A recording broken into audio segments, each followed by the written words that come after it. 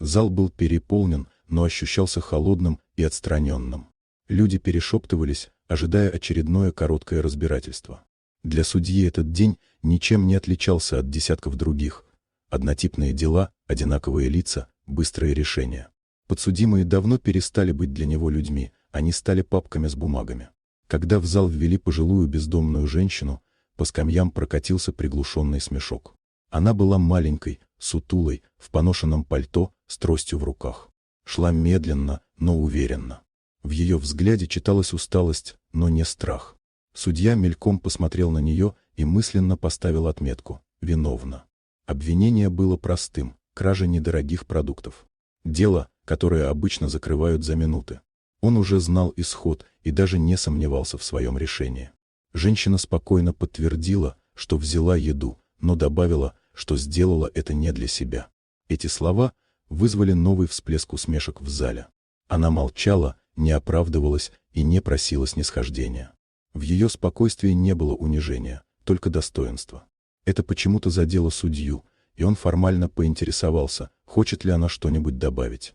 Женщина попросила разрешить один телефонный звонок. Просьба показалась нелепой, но судья неожиданно согласился. Женщине дали телефон.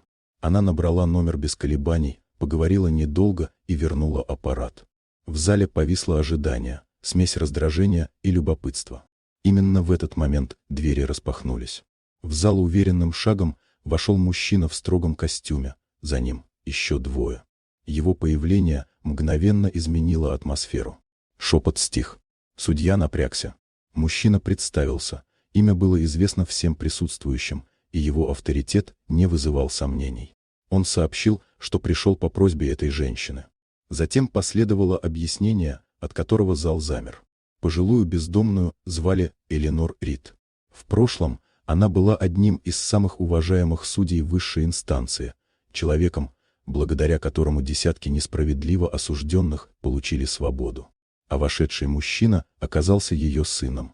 Судья побледнел. Он смотрел на женщину и впервые по-настоящему видел ее. Не как обвиняемую, а как человека. Эленор спокойно объяснила, что еда была нужна для соседки по приюту, которая не могла выйти после операции. Она намеренно не назвала свое прошлое, потому что считала, закон и уважение не должны зависеть от имени или статуса. Эти слова прозвучали тише, чем обвинения, но ударили сильнее. Дело закрыли сразу. Однако для судьи это уже не имело значения.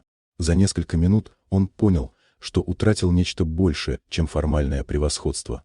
Он потерял собственное представление о справедливости.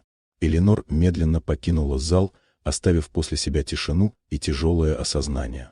Судья остался сидеть, понимая, что один короткий звонок разрушил привычную броню равнодушия. Этот урок не был записан в протокол, но остался с ним навсегда.